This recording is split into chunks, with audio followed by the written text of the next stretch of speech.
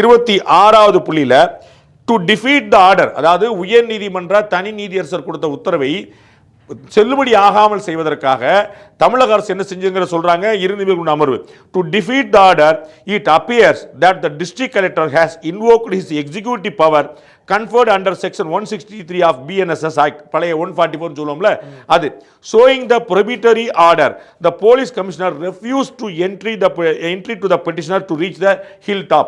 மலைக்கு வந்து இந்த மனுதாரர் திரு ராம ரவிக்குமார் அவர்கள் செல்லக்கூடாது என்பதற்காக இந்த BNSS 163 படி பழைய 144 அதை வந்து கமிஷனர் மாவட்ட ஆட்சியர் வந்து வீம்புக்குனே கொண்டு வந்தார் அப்படிங்கிறத நீதிமன்றம் சுட்டி காட்டுகிறது. 27வது புள்ளியில thus it is very obvious that section 163 of BNSS, அதாவது பழைய 144 order is passed prior to the judicial order. ஒன்று நீதிமன்ற உத்தரவுக்கு முன்னாடியே போட்டு வந்திருக்கணும், R the records are manipulated after this court calls for the original file. நாங்க ஒரிஜினல் ஃபைலை கொடுங்கப்பான்னு சொன்னதுக்கு அப்புறம் மேனிப்புலேட் பண்ணீங்களா அப்படிங்கிற கேள்வியை எது காவல்துறையும் டிஸ்ட்ரிக்ட் மேஜிஸ்ட்ரேட் சொல்லக்கூடிய கலெக்டரும் இப்படி மேனிப்புலேட் பண்ணாங்களாங்கிற கேள்வியை சந்தேகத்தை உயர்நீதிமன்ற இரு நீதிபதிகள் கொண்ட அமர்வு எழுப்பியிருக்குங்கிற பார்க்குறோம். 30வது புள்ளியில் it is well designed act of the appellant who has admittedly not complied with the order of the learned single judge dated 3/12/2025 had approached his court to preempt contempt action. இது வந்து ரொம்ப பிளான் பண்ணி contempt நம்ம மேலே எடுத்துருவாங்க, நம்ம மாட்டிக்கிடுவோம்னு தெரிஞ்சு மாவட்ட கலெக்டரும் அறநிலைத்துறையும் காவல்துறையும் திட்டமிட்டு இந்த மாதிரி அப்பீலுக்கு வந்திருக்கிறாங்க.